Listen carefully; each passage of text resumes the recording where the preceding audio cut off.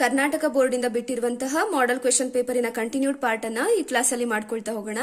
ಇದರ ಹಿಂದಿನ ಕ್ಲಾಸಸ್ಗಳ ವಿಡಿಯೋಸ್ ಗಳನ್ನ ನಾನು ಕೆಳಗೆ ಡಿಸ್ಕ್ರಿಪ್ಷನ್ ಬಾಕ್ಸ್ ಅಲ್ಲಿ ಹಾಕಿರ್ತೀನಿ. ಯಾರಿಗೆಲ್ಲ ಕ್ಲಾಸಸ್ಗಳು ಬೇಕು ಅಂತವರು ಲಿಂಕ್ ಅನ್ನ ಚೆಕ್ ಮಾಡ್ಕೊಳ್ಳಿ. ಓಕೆನಾ. ಕರ್ನಾಟಕ ಬೋರ್ಡ್ ಇಂದ ಬಿಟ್ಟಿರುವಂತಹ ಮಾಡೆಲ್ ಕ್ವೆಶ್ಚನ್ ಪೇಪರಿನ ಕಂಟಿನ್ಯೂಡ್ ಪಾರ್ಟ್ ಅನ್ನ ಈ ಕ್ಲಾಸ್ ಅಲ್ಲಿ ಮಾಡ್ಕೊಳ್ತಾ ಹೋಗೋಣ.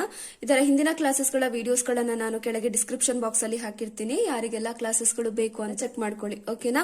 ಸೊ ನೋಡಿ, 4 ಮಾರ್ಕ್ಸ್ ಕ್ವೆಶ್ಚನ್ ಅಲ್ಲಿ ನಿಮಗೆ 36th ಪ್ರಾಬ್ಲಮ್ ಅನ್ನ ಈ ರೀತಿ ಕೇಳಿದ್ದಾರೆ.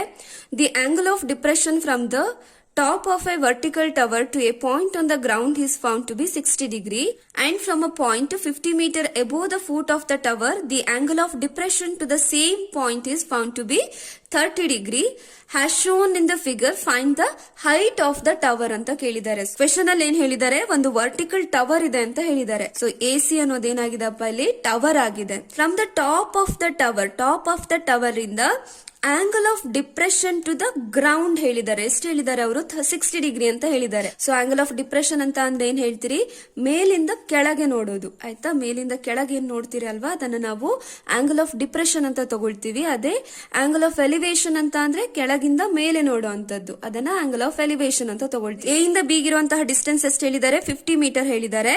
ಸೊ ಈ ಬಿ ಪಾಯಿಂಟ್ ಇಂದ ಸೇಮ್ ಪಾಯಿಂಟ್ ಗೆ, ಗ್ರೌಂಡಿನ ಸೇಮ್ ಪಾಯಿಂಟ್ ಗೆ ನೋಡ್ಲಿಕ್ಕೆ ಆಂಗಲ್ ಆಫ್ ಡಿಪ್ರೆಷನ್ ಎಷ್ಟಿದೆ ಅಂತ ಹೇಳ್ತಿದ್ದಾರೆ? 30 ಡಿಗ್ರಿ ಇದೆ ಅಂತ ಹೇಳ್ತಿದ್ದಾರೆ. ಸೊ ಇಲ್ಲಿ ನಾವು ಏನನ್ನ ಫೈಂಡ್ ಔಟ್ ಮಾಡ್ಬೇಕು ಇವಾಗ? ಹೈಟ್ ಆಫ್ ದ ಟವರ್ ಅಂತ ಅಂದ್ರೆ ಏನಪ್ಪಾ, ಇಲ್ಲಿಂದ ಇಲ್ಲಿಗಿರುವಂತಹ ಡಿಸ್ಟೆನ್ಸ್ ಅನ್ನ ನಾವು ಫೈಂಡ್ ಔಟ್ ಮಾಡಬೇಕು. AC ಎಷ್ಟಿದೆ ಅನ್ನೋದನ್ನ ಫೈಂಡ್ ಔಟ್ ಮಾಡಿದ್ರೆ ಆಯ್ತು. ಸೊ ಈ ಕ್ವೆಶ್ಚನ್ ಅನ್ನ ಹೇಗೆ ಸಾಲ್ವ್ ಮಾಡಬಹುದು? ಆಂಗಲ್ ಆಫ್ ಡಿಪ್ರೆಷನ್ ಕೊಟ್ಟಿದ್ದಾರೆ ನಮಗೆ, ಇದನ್ನ ಈಸಿಯಾಗಿ ನಾವು ಏನ್ ಮಾಡಬಹುದು, ಆಂಗಲ್ ಆಫ್ ಎಲಿವೇಶನ್ ಗೆ ಕನ್ವರ್ಟ್ ಮಾಡಬಹುದು. ಹೇಗೆ ಕನ್ವರ್ಟ್ ಮಾಡ್ತೀರಿ ನೋಡಿ, ನಮಗೆ ಕೊಟ್ಟಿರೋದಿಲ್ಲ ಯಾವುದು, ಹಾರಿಜಾಂಟಲ್ ಲೈನ್ ಅನ್ನ ಕೊಟ್ಟಿದ್ದಾರೆ. ಹಾರಿಜಾಂಟಲ್ ಲೈನ್ ಯಾವಾಗ್ಲೂ ಏನಾಗಿರುತ್ತಪ್ಪ, ಗ್ರೌಂಡಿಗೆ ಪ್ಯಾರಲಲ್ ಆಗಿರುತ್ತೆ ಅಲ್ವಾ. ಸೊ ನಮಗೆ ಏನ್ ಗೊತ್ತಿದೆ, ಎರಡು ಪ್ಯಾರಲಲ್ ಲೈನ್ಸಿನ ಮಧ್ಯದಲ್ಲಿ ಇರುವಂತಹ ಆಂಗಲ್ಸ್ ಗಳು ಏನಾಗಿರ್ತವೆ, ಆಲ್ಟರ್ನೇಟಿವ್ ಆಂಗಲ್ಸ್ ಆಗಿರ್ತವೆ. ಸೊ ಇದು 60 ಡಿಗ್ರಿ ಇತ್ತು ಅಂತ ಅಂದ್ರೆ ಇದು ಕೂಡ 60 ಡಿಗ್ರಿ ಇರುತ್ತೆ. ಇಲ್ಲೂ ಕೂಡ ಅದೇ ಕಾನ್ಸೆಪ್ಟ್ ಅನ್ನು ಅಪ್ಲೈ ಮಾಡಬಹುದಾ? ಸೊ ಇದೊಂದು ಹಾರಿಜಾಂಟಲ್ ಲೈನ್ ಯಾವಾಗ್ಲೂ ಗ್ರೌಂಡ್ಗೆ ಏನಾಗಿರುತ್ತೆ, ಪ್ಯಾರಲಲ್ ಆಗಿರುತ್ತೆ. ಸೊ ಎರಡು ಪ್ಯಾರಲಲ್ ಲೈನ್ ಗಳ ಮಧ್ಯದಲ್ಲಿರುವ ಆಂಗಲ್ ಏನಾಗಿರುತ್ತೆ, ಆಲ್ಟರ್ನೇಟಿವ್ ಆಗಿರುತ್ತೆ. ಸೊ ಇದು ಕೂಡ 30 ಡಿಗ್ರಿ ಆಯ್ತು. ಇಷ್ಟು ಅರ್ಥ ಆಯ್ತು ಅಲ್ವಾ? ಸೊ ಈಗ ನಾವು ಈಸಿಯಾಗಿ ಕ್ವೆಶ್ಚನ್ ಅನ್ನ ಸಾಲ್ವ್ ಮಾಡ್ಕೊಳ್ತಾ ಹೋಗ್ಬೋದು. ಸೊ ಇಲ್ಲಿ ನಮಗೆ ಎಷ್ಟು ಟ್ರಯಾಂಗಲ್ಸ್ ಇದಾವೆ? 2 ರೈಟ್ ಆಂಗಲ್ ಟ್ರಯಾಂಗಲ್ಸ್ ಗಳು ಕಾಣಿಸ್ತಾ ಇದಾವೆ. ಯಾವ್ದ್ಯಾವ್ದದು? ಒಂದು ABD ಅನ್ನೋದು ಅಲ್ವಾ, ABD ಅನ್ನೋದು ಒಂದು ರೈಟ್ ಆಂಗಲ್ ಟ್ರಯಾಂಗಲ್ ಇದೆ. ನಮಗೆ AB ಲೆಂತ್ ಗೊತ್ತಿದೆ ಎಷ್ಟು, 50 ಮೀಟರ್. ಸೊ ಜೊತೆಗೆ ನಮಗೆ ಆಂಗಲ್ D ಎಷ್ಟು ಅಂತ ಗೊತ್ತಿದೆ, ಇಲ್ಲಿ 30 ಡಿಗ್ರಿ ಅಂತ ಗೊತ್ತಿದೆ. So 30 degree.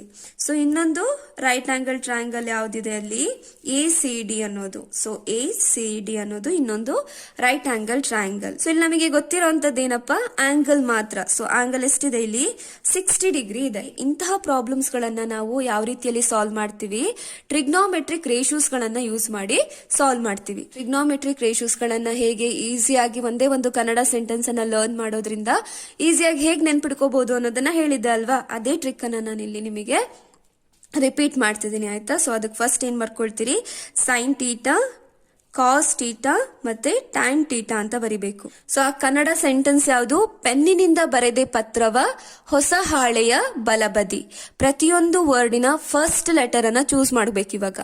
So ಪೆನ್ನಿನಿಂದ P choose ಮಾಡಿ, ಬರೆದೆ B, ಪತ್ರವ P, ಹೊಸ H, ಹಾಳೆಯ H, ಬಲಬದಿ B.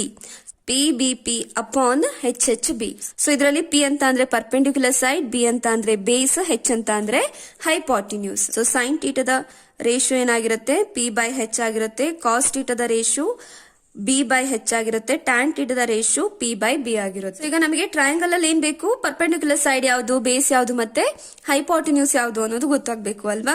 ಸೊ ನೋಡಿ, ಆಂಗಲ್ ಎಲ್ಲಿರುತ್ತಲ್ವಾ, ಇದರ ಅಪೋಸಿಟ್ ಸೈಡ್ ಯಾವಾಗ್ಲೂ ಪರ್ಪೆಂಡಿಕ್ಯುಲರ್ ಸೈಡ್ ಆಗಿರುತ್ತೆ. ಆಯ್ತಾ. ಇನ್ನೊಂದು ರೀತಿಯಲ್ಲೂ ಕೂಡ ನೀವು ನೆನ್ಪಿಟ್ಕೋಬಹುದು, ಈ ಆಂಗಲ್ ನೋಡಿ ಇದಕ್ಕೆ ಟಚ್ ಆಗಿದೆ, ಈ ಸೈಡ್ಗೆ ಟಚ್ ಆಗ್ಲಿಲ್ಲ, ಹಾಗಾಗಿ ಇದು ಪರ್ಪೆಂಡಿಕ್ಯುಲರ್ ಸೈಡ್. ಓಕೆನಾ. ಅಥವಾ ಇದರ ಅಪೋಸಿಟ್ ಸೈಡ್, ಇದ್ರ ಎದುರುಗಡೆ ಯಾವ ಸೈಡ್ ಇರುತ್ತೋ ಅದು ಪರ್ಪೆಂಡಿಕ್ಯುಲರ್ ಸೈಡ್ ಆಗಿರುತ್ತೆ. ಸೊ ಇದು ರೈಟ್ ಆಂಗಲ್ ಅಲ್ವಾ ಇಲ್ಲಿ.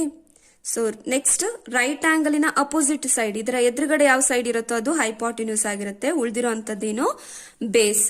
ಓಕೆನಾ. ಇದರಲ್ಲೂ ಕೂಡ ಅದೇ ರೀತಿ ಆಂಗಲಿನ opposite side perpendicular side, right ಆಂಗಲಿನ ಅಪೋಸಿಟ್ ಸೈಡ್ ಹೈಪಾಟಿನ್ಯೂಸ್, ಉಳಿದಿರುವಂತದ್ದು ಬೇಸ್. ಈ ಎರಡು ಟ್ರಯಾಂಗಲ್ ಅಲ್ಲೂ ನಮಗೆ ಕಾಮನ್ ಇರುವಂತಹ ಸೈಡ್ ಯಾವುದು? ಎಡಿ ಅನ್ನೋದು ಕಾಮನ್ ಸೈಡ್ ಅಲ್ವಾ? ಹಾಗಾಗಿ ನಾನು ಏನ್ ಮಾಡ್ತೀನಿ, ಫಸ್ಟ್ ಎಡಿ ಸೈಡ್ ಅನ್ನ ಫೈಂಡ್ ಔಟ್ ಮಾಡ್ಕೊಳ್ತೀನಿ. ಸೊ ಈಗ ಈ ಟ್ರಯಾಂಗಲ್ ಕನ್ಸಿಡರ್ ಮಾಡ್ಕೊಳ್ಳಿ.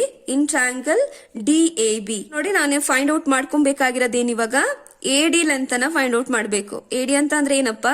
ಬೇಸ್. ನನಗೆ ಗೊತ್ತಿರುವಂತಹ ಸೈಡ್ ಯಾವುದು? A B. ಎ ಬಿ ಅಂತ ಅಂದ್ರೆ ಏನದು? Perpendicular side. ಸೊ ಪಿ ಮತ್ತೆ ಬಿ ಇರುವಂತಹ ರೇಷಿಯೋ ಎಲ್ಲಿದೆ? ಸೊ ನೋಡಿ, ಅದು ಟ್ಯಾನ್ ಟೀಟಾದಲ್ಲಿದೆ. ಪಿ ಮತ್ತೆ ಬಿ ಇರುವಂತಹ ರೇಷಿಯೋ ಯಾವ್ದ್ರಲ್ಲಿದೆ? ಟ್ಯಾನ್ ಟೀಟಾದಲ್ಲಿದೆ. ಹಾಗಾಗಿ ನಾವಿಲ್ಲೇನು ಕನ್ಸಿಡರ್ ಮಾಡ್ಕೊಬೇಕು? ಟ್ಯಾನ್ ಟೀಟಾನ ಕನ್ಸಿಡರ್ ಮಾಡ್ಕೊಬೇಕು. Tan theta is equal to P by B. So tan of theta ಅಂತ ಅಂದ್ರೆ ಏನ್ ಕೊಟ್ಟಿದ್ದಾರೆ ಇಲ್ಲಿ? ಎಷ್ಟು ಆಂಗಲ್ ಇದೆ ನಮಗೆ? 30 ಡಿಗ್ರಿ ಅಂತ ಕೊಟ್ಟಿದ್ದಾರೆ. ಸೊ ಪರ್ಪೆಂಡಿಕ್ಯುಲರ್ ಸೈಡ್ ಅಂತ ಅಂದ್ರೆ ಏನು? A B. ಬೇಸ್ ಅಂತ ಅಂದ್ರೆ ಎಡಿ. ಓಕೆನಾ? ಟ್ಯಾನ್ 30 ಡಿಗ್ರಿಯ ವ್ಯಾಲ್ಯೂ ಗೊತ್ತಿದೆ. ಟ್ಯಾನ್ 30 ಡಿಗ್ರಿ ಅಂತ ಅಂದ್ರೆ ವ್ಯಾಲ್ಯೂ ಟೇಬಲ್ ಅಲ್ಲಿ ಏನು ವ್ಯಾಲ್ಯೂ? 1/√3. ಎ ಬಿ ವ್ಯಾಲ್ಯೂ ಗೊತ್ತಿದೆಯಾ ನಮಗೆ? ಸೊ 50 ಮೀಟರ್ ಅಂತ ಕೊಟ್ಟಿದ್ದಾರೆ, ಅದನ್ನ ಬರ್ಕೊಳ್ಳಿ. ಸೊ ಎಡಿ ನಮಗೆ ಗೊತ್ತಿಲ್ಲ, ಅದನ್ನ ಹಾಗೆ ಇಟ್ಕೊಳ್ಳೋಣ. ಸೊ ಈಗ ಕ್ರಾಸ್ ಮಲ್ಟಿಪ್ಲೈ ಮಾಡಿ. ಎಡಿ ಇಂಟು 1 ಅಂತ ಅಂದ್ರೆ ಎಡಿ ಇಸ್ ಈಕ್ವಲ್ ಟು 50 ಇಂಟು √3 ಅಂತ ಅಂದ್ರೆ 50√3 ಮೀಟರ್. ಹಾಗಾಗಿ ಎಡಿ ವ್ಯಾಲ್ಯೂ ಎಷ್ಟಾಯ್ತಪ್ಪ? 50√3 ಆಯ್ತು. ಸೊ 50√3. ಸೊ ಇಲ್ಲಿ 50√3 ಇದ್ರೆ ಇದು ಕೂಡ 50√3.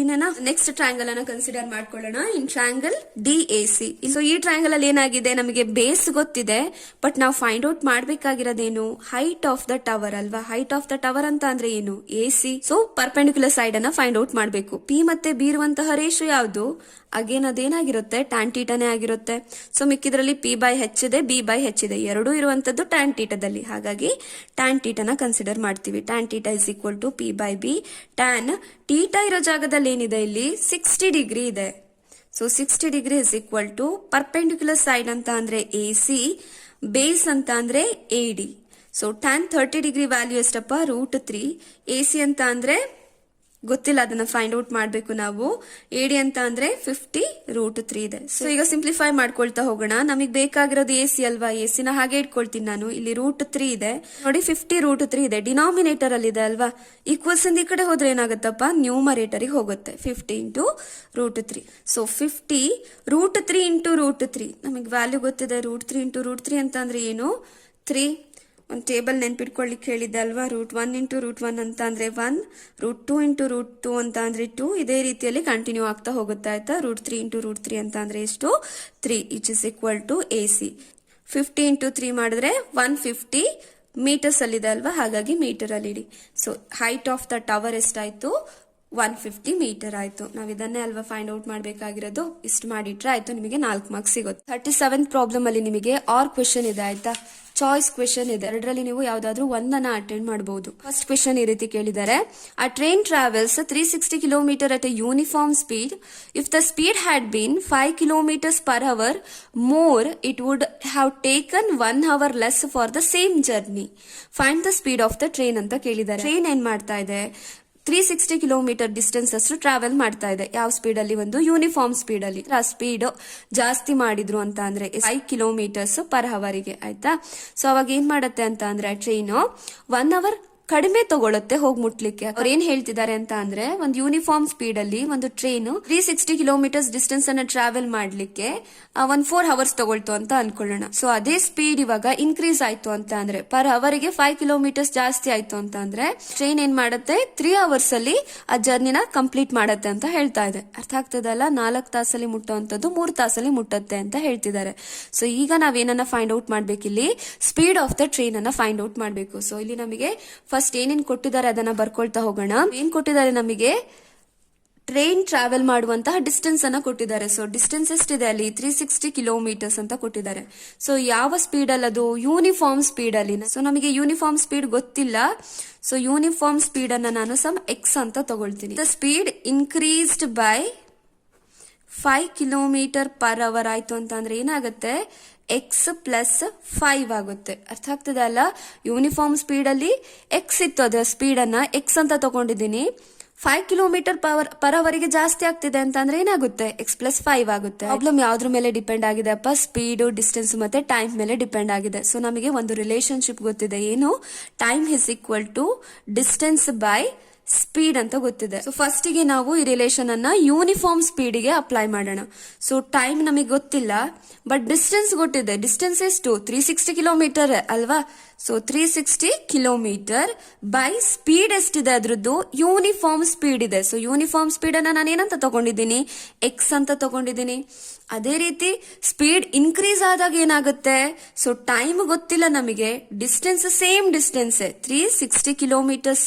ಸೊ 5 ಕಿಲೋಮೀಟರ್ ಪರ್ ಅವರ್ ಗೆ ಜಾಸ್ತಿ ಆಯ್ತು ಅಂತ ಅಂದ್ರೆ ಏನಾಗುತ್ತೆ? ಸ್ಪೀಡ್ ಎಕ್ಸ್ ಪ್ಲಸ್ 5 ಆಯ್ತು. ಸೊ ಈಗ ನಾವೇನ್ ಮಾಡ್ಬೇಕು? ಈ ರಿಲೇಶನ್ಶಿಪ್ ಇಂದ ಒಂದು ಇಕ್ವೇಶನ್ ಅನ್ನ ಫ್ರೇಮ್ ಮಾಡಬೇಕು. ಅವ್ರ ಇಕ್ವೇಶನ್ ಅಲ್ಲಿ ಏನ್ ಹೇಳಿದ್ದಾರೆ ನಮಗೆ? ಯೂನಿಫಾರ್ಮ್ ಸ್ಪೀಡ್ ಅಲ್ಲಿ ಹೋಗುವಂತಹ ಟ್ರೈನಿನ ಸ್ಪೀಡ್ 5 ಕಿಲೋಮೀಟರ್ಸ್ ಪರ್ ಅವರ್ ಗೆ ಜಾಸ್ತಿ ಆಯ್ತು ಅಂತ ಅಂದ್ರೆ ಸೊ ಅದೇನಾಗ್ತಿತ್ತು? 1 ಅವರ್ ಲೆಸ್ ಕನ್ಸ್ಯೂಮ್ ಮಾಡ್ತಿತ್ತು ಹೋಗಿ ಮುಟ್ಲಿಕ್ಕೆ ಅಂತ ಹೇಳ್ತಿದ್ದಾರೆ ಅಲ್ವಾ? ಸೊ ಈ ಎರಡು ರಿಲೇಶನ್ಶಿಪ್ಪಿನ ನಡುವಿನ ಡಿಫರೆನ್ಸ್ ಯಾವ್ದಕ್ಕೆ ಈಕ್ವಲ್ ಆಗಿರುತ್ತೆ? 1 ಅವರಿಗೆ ಈಕ್ವಲ್ ಆಗಿರುತ್ತೆ. ಸೊ ಏನಂತ ಬರಿಬಹುದು ನಾವು? 360 by X minus 360 by X plus 5 is equal to 1 ಅಂತ ಬರಿಬಹುದು. ಅರ್ಥ ಆಯ್ತು ಅಲ್ವಾ ಹೇಗ್ ಬಂತು ಅಂತ?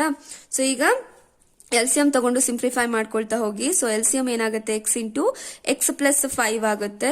So LCM X into X plus 5 ಆದ್ರೆ ಇಲ್ಲಿ ಏನಾಗುತ್ತಪ್ಪ? 360 into X plus 5 minus 360 into X is equal to 1. 360 into X ಅಂತ ಅಂದ್ರೆ 360 ಎಕ್ಸ್ ಪ್ಲಸ್ 360 ಇಂಟು 5 ಮಾಡಿದ್ರೆ 1800 ಬರುತ್ತೆ. ಆಯ್ತಾ? Minus 360 into X by X into X ಅಂತ ಅಂದ್ರೆ X square plus 5 into X ಅಂತ ಅಂದ್ರೆ 5x which is equal to 1. So plus 360 minus 360 cancel ಆಗುತ್ತೆ. ಸೊ ಉಳಿಯೋದೇನು ನಮಗೆ? 1800 by X square plus 5x is equal to 1. So ಈಗ cross multiply ಮಾಡ್ಕೊಳ್ತಾ ಹೋಗಿ ಇದನ್ನ 1 ಬೈ 1 ಅಂತ ಬರಿಬಹುದು ಅಲ್ವಾ? ನಾವು 2 ಬೈ 1 ಅಂತಾನು ಕೂಡ ಬರಿಬಹುದು. ಸೊ ಕೆಳಗಡೆ 1 ಹಾಕೋದ್ರಿಂದ ಯಾವುದೇ ರೀತಿಯ ಚೇಂಜಸ್ ಆಗೋದಿಲ್ಲ. ಸೊ ಈಗ 1 ಅನ್ನ 1800 ಜೊತೆಗೆ ಮಲ್ಟಿಪ್ಲೈ ಮಾಡಿ 1 ಇಂಟು 1800 ಅಂತ ಅಂದ್ರೆ 1800. 1 into X square plus 5x ಅಂತ ಮಾಡಿದ್ರೆ ಎಷ್ಟು ಬರುತ್ತೆ? X square plus 5x. So ಈಗ ಎಲ್ಲ ಟರ್ಮ್ ನ ಒಂದು ಕಡೆ ತಗೊಂಡು ಹೋಗೋಣ. So X square plus 5x plus 1800 ಇದೆ ಈಕ್ವಲ್ಸ್ ಇಂದ ಈ ಕಡೆ ಬಂದ್ರೆ ಮೈನಸ್ 1800 ಆಗುತ್ತೆ ಇಸ್ ಈಕ್ವಲ್ ಟು 0. ಈ ಇಕ್ವೇಶನ್ ಯಾವ ರೀತಿಯಲ್ಲಿದೆ? ಒಂದು ಕ್ವಾಡ್ರಾಟಿಕ್ ಇಕ್ವೇಶನ್ ನ ಫಾರ್ಮ್ ಅಲ್ಲಿ ಇದೆ ಅಲ್ವಾ? ಸೊ ಕ್ವಾಡ್ರಾಟಿಕ್ ಇಕ್ವೇಶನ್ ಯಾವ ರೀತಿಯಲ್ಲಿ ಇರುತ್ತೆ? ನಮಗೆ X square plus B X plus C is equal to 0. ಈಗ ಯಾವ ರೀತಿಯಲ್ಲಿ ನಾವು ಸೊಲ್ಯೂಷನ್ ಅನ್ನ ಫೈಂಡ್ ಔಟ್ ಮಾಡಬಹುದು? ಒಂದೇ ಫ್ಯಾಕ್ಟರೈಸೇಷನ್ ಮೆಥಡ್ ಅನ್ನ ಯೂಸ್ ಮಾಡಬಹುದು, ಇಲ್ಲಾದ್ರೆ ಫಾರ್ಮುಲಾ ಮೆಥಡ್ ಅನ್ನ ಯೂಸ್ ಮಾಡಬಹುದು. ನಾ ಇಲ್ಲಿ ಫ್ಯಾಕ್ಟರೈಸೇಷನ್ ಮೆಥಡ್ ಅನ್ನ ಯೂಸ್ ಮಾಡ್ತೀನಿ. ಆಯ್ತಾ? ನೋಡಿ ಫ್ಯಾಕ್ಟರೈಸೇಷನ್ ಮೆಥಡ್ ಅನ್ನ ಯಾವ ರೀತಿಯಲ್ಲಿ ಮಾಡ್ತೀರಿ? ಎಕ್ಸ್ ಸ್ಕ್ವೇರಿನ ಕೋಎಫಿಷಿಯಂಟ್ ಏನಿದೆಯೋ ಅದನ್ನ ಸಿ ಜೊತೆಗೆ ಕಾನ್ಸ್ಟೆಂಟ್ ಟರ್ಮ್ ಜೊತೆಗೆ ಮಲ್ಟಿಪ್ಲೈ ಮಾಡ್ತೀರಿ. ಸೊ ಇಲ್ಲಿ ಎಕ್ಸ್ ಸ್ಕ್ವೇರಿನ ಕೋಎಫಿಷಿಯಂಟ್ ಇಲ್ಲಿ ಏನು ಇಲ್ಲ ಅಂತ ಅಂದ್ರೆ ಏನಿದೆ ಅಂತ ಅರ್ಥ? ಅಲ್ಲಿ 1 ಇದೆ ಅಂತ ಅರ್ಥ. ಅದನ್ನ ಕಾನ್ಸ್ಟೆಂಟ್ ಟರ್ಮ್ ಜೊತೆಗೆ, ಇಲ್ಲಿ ಕಾನ್ಸ್ಟೆಂಟ್ ಟರ್ಮ್ ಏನಿದೆ ನಮಗೆ ಮೈನಸ್ 1800 ಇದೆ ಅಲ್ವಾ? ಅದ್ರ ಜೊತೆಗೆ ಮಲ್ಟಿಪ್ಲೈ ಮಾಡ್ತೀರಿ. ಇಲ್ಲಿ ಯಾವ ಸಿಂಬಲ್ ಇಲ್ಲ ಅಂತ ಅಂದ್ರೆ ಪ್ಲಸ್ ಸಿಂಬಲ್ ಇರುತ್ತೆ ಅಂತ ಅರ್ಥ. So plus into minus minus ಆಯ್ತು. ಸೊ 1 ಇಂಟು 1800 ಅಂತ ಅಂದ್ರೆ 1800. ಸೊ ಇಸ್ ಈಕ್ವಲ್ ಟು ಏನ್ ತಗೊಳ್ತೀರಪ್ಪ? ಎಕ್ಸಿನ ಕೋಯಿಫಿಷಿಯಂಟ್. ಸೊ ಎಕ್ಸಿನ ಕೋಯಿಫಿಷಿಯಂಟ್ ಇಲ್ಲಿ ಏನಿದೆ? 5 ಇದೆ. ಈಗ 2 ಫ್ಯಾಕ್ಟರ್ಸ್ ಗಳನ್ನ ಚೂಸ್ ಮಾಡ್ತೀರಿ. ಆ ಫ್ಯಾಕ್ಟರ್ಸ್ ಗಳು ಹೇಗಿರ್ಬೇಕು? ಮಲ್ಟಿಪ್ಲೈ ಮಾಡಿದ್ರೆ ನಿಮ್ಗೆ ಮೈನಸ್ 1800 ಬರಬೇಕು. ಆಡ್ ಅಥವಾ ಸಬ್ಸ್ಟ್ರಾಕ್ಟ್ ಮಾಡಿದ್ರೆ ಎಷ್ಟು ಬರ್ಬೇಕಪ್ಪ? 5 ಬರಬೇಕು. ಓಕೆನಾ? ಸೊ ನಮಗಿರುವಂತ ನಂಬರ್ ಯಾವುದು? 1800 ದೊಡ್ಡ ನಂಬರ್ ಆಗಿರೋದ್ರಿಂದ ನಾನೇನ್ ಮಾಡ್ತೀನಿ? ಅದನ್ನ ಫಸ್ಟ್ ಪ್ರೈಮ್ ಫ್ಯಾಕ್ಟರ್ ಮಾಡ್ಕೊಳ್ತಾ ಹೋಗ್ತೀನಿ. ಓಕೆನಾ? ಸೊ ಪ್ರೈಮ್ ಫ್ಯಾಕ್ಟರ್ ಮಾಡ್ಕೊಳ್ತಾ ಹೋಗೋಣ. 2 9s 18 0 0 2 4s 8. ಸೊ 1 ಉಳಿಯುತ್ತೆ. So 2 5s 10 0 2 2s 4 2 2s 4 2 5s 10. So next ಹೋಗೋದು ನಮಗೆ 5 ಇಂದ ಅಲ್ವಾ? ಸೊ 5 4s 20 2 ಉಳಿಯುತ್ತೆ. So 5 5s 25. So 5 9s 45 3 3s 9 3 1s. So ಈ ನಂಬರ್ಸ್ ಗಳಲ್ಲಿ ನಮಗೆ ಏನ್ ಸಿಗುತ್ತೆ? ಫ್ಯಾಕ್ಟರ್ಸ್ ಗಳು ಸಿಗ್ತವೆ. ಸೊ ನೋಡಿ 2 2s 4 4 2s 8 8 5s ಎಷ್ಟಾಗತ್ತಪ್ಪ? 40 ಆಗುತ್ತೆ. ಓಕೆನಾ? ಸೊ ನೆಕ್ಸ್ಟ್ 5 3s 15 15 3s ಎಷ್ಟಾಗುತ್ತೆ? 45 ಆಗುತ್ತೆ. 2 ನಂಬರ್ಸ್ ಅಲ್ಲಿ ಒಂದೇ ಆಡ್ ಅಥವಾ ಸಬ್ಸ್ಟ್ರಾಕ್ಟ್ ಮಾಡಿದ್ರೆ ನನಗೆ 5 ಬರೋ ಚಾನ್ಸಸ್ ಇದೆಯಾ? ಇದೆ ಅಲ್ವಾ? ನಾನು ಸಬ್ಸ್ಟ್ರಾಕ್ಟ್ ಮಾಡಿದ್ರೆ ನಂಗೆ ಏನ್ ಬರುತ್ತೆ? 5 ಬರುತ್ತೆ. ಹಾಗಾಗಿ ನಾನು ಈ 2 ಫ್ಯಾಕ್ಟರ್ಸ್ ಗಳನ್ನ ತಗೊಳ್ತೀನಿ. ಆಯ್ತಾ? ಸೊ ಮಲ್ಟಿಪ್ಲೈ ಮಾಡಿದ್ರೆ ನಿಮಗೆ 1800 ಬರುತ್ತೆ. ಯಾಕೆ? ನೀವು ತಗೊಂಡಿರೋದು ಇದರಿಂದ ಅಲ್ವಾ? ಹಾಗಾಗಿ. ಓಕೆನಾ? ಅದನ್ನ ಮತ್ತೆ ಚೆಕ್ ಮಾಡೋದು ಬೇಡ. ಜಸ್ಟ್ ನೀವು ಇಲ್ಲೇನ್ ನಂಬರ್ ಇರುತ್ತಲ್ವಾ ಅದು ಬರುತ್ತಾ ಅಂತ ಚೆಕ್ ಮಾಡ್ಕೊಂಡ್ರೆ ಆಯ್ತು. ಸೊ ಈಗ ಫ್ಯಾಕ್ಟರ್ಸ್ ಏನಾಯ್ತು? 40 ಮತ್ತೆ 45. ನೋಡಿ ನಮಗೆ ಬೇಕಾಗಿರೋದೇನಪ್ಪ? +5. ಸಿಂಬಲ್ ಏನು? ಪ್ಲಸ್. ಸೊ ಇವೆರಡರಲ್ಲಿ ಯಾವ್ದು ದೊಡ್ಡ ಸಂಖ್ಯೆ ಅಲ್ವಾ, ಅದಕ್ಕೆ ಪ್ಲಸ್ ಅನ್ನ ಇಟ್ಬಿಡಿ, ಆ ಸಿಂಬಲ್ ಅನ್ನ. ಓಕೆನಾ. ಸೊ ನೆಕ್ಸ್ಟ್ ಮೈನಸ್ ಅನ್ನ ಈ ಕಡೆ ಇಟ್ಕೊಳ್ತೀನಿ. ಫಸ್ಟ್ ಮತ್ತೆ ಲಾಸ್ಟ್ ಟರ್ಮ್ ಏನಿದೆಯೋ ಅದನ್ನ ಹಾಗೆ ಇಟ್ಕೋಬೇಕು. ಮಿಡಲ್ ಟರ್ಮ್ ಏನಿದೆ ಅಲ್ವಾ, ಇದನ್ನ ಮಾತ್ರ ಫ್ಯಾಕ್ಟರ್ಸ್ ಇಂದ ರಿಪ್ಲೇಸ್ ಮಾಡಬೇಕು.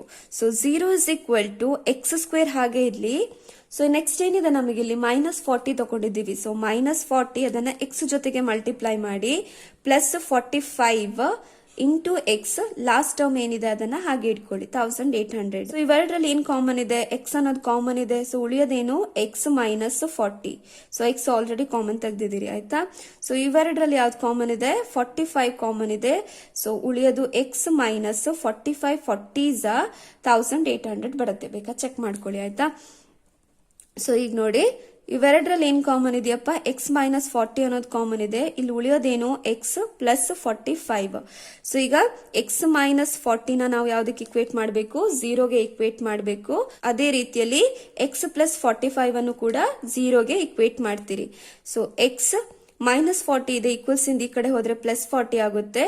ಆರ್ x +45 ಇದೆ, ಈಕ್ವಲ್ಸ್ ಇಂದ ಈ ಕಡೆ ಹೋದ್ರೆ -45 ಆಗುತ್ತೆ. ಸೊ ನೋಡಿ, ಯಾವತ್ತಾದ್ರೂ ನಮಗೆ ಸ್ಪೀಡ್ ನೆಗೆಟಿವ್ ಅಲ್ಲಿ ಹೋಗುತ್ತಾ, ಇಲ್ಲ ಅಲ್ವಾ. ಹಾಗಾಗಿ ಇದನ್ನ ಚೂಸ್ ಮಾಡ್ಲಿಕ್ಕಿಲ್ಲ. ಸೊ ಸ್ಪೀಡ್ ಏನಾಯ್ತು, 40 ಆಯ್ತು.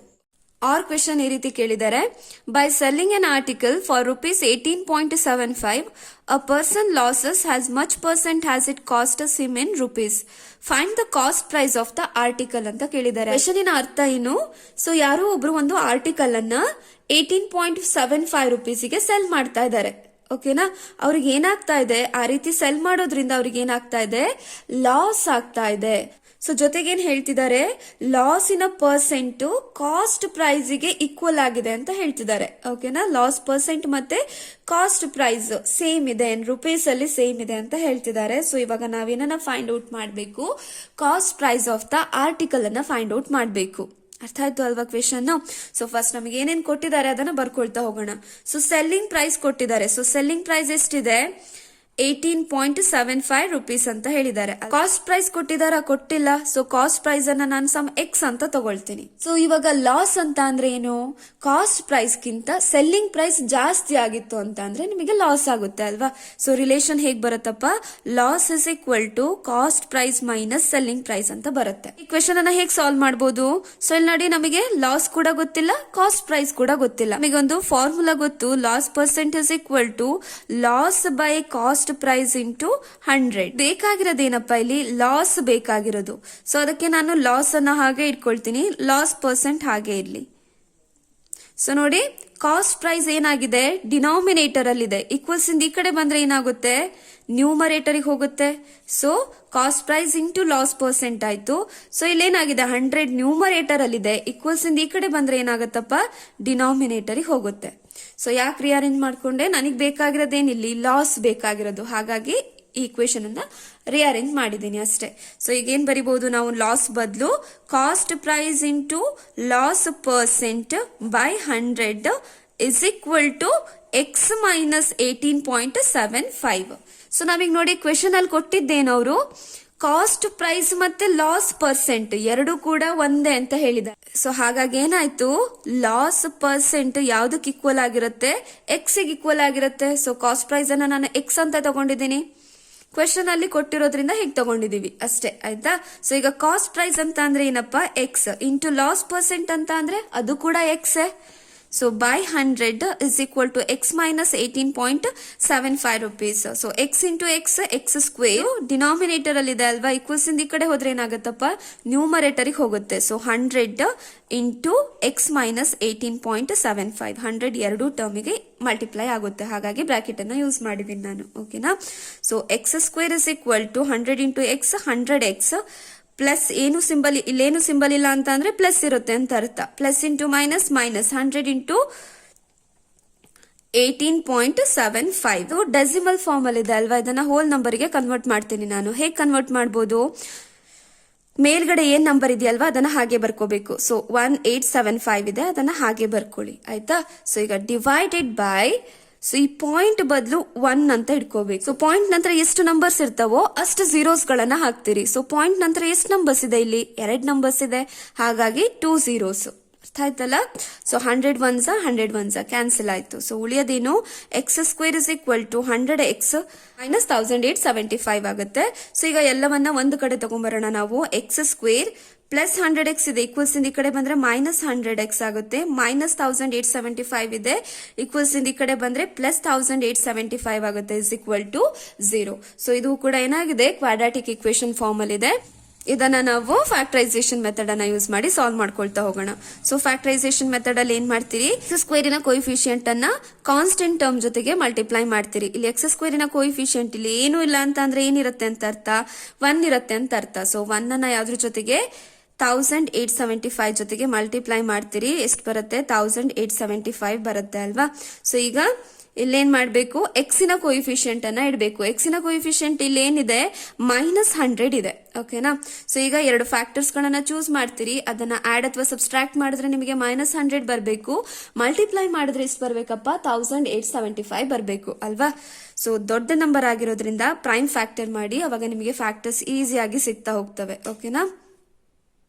ಸೊ 3 ಇಂದ ಹೋಗುತ್ತೆ, 3 6 18, 3 2 6 ಪ್ಲಸ್ 1 ಉಳಿಯುತ್ತೆ ಅಲ್ವಾ. 3 5 15, 5 1 ಸೊ 5 2 10, 5 5 25.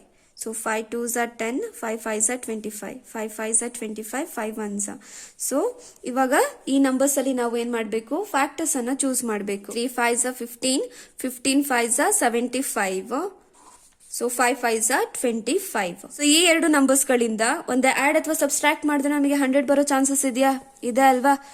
ಸೊ ಫ್ಯಾಕ್ಟರ್ಸ್ ಏನಾಯ್ತು, 25 ಮತ್ತೆ 75 ಆಯ್ತು. ಸೊ 25 ಮತ್ತೆ 75.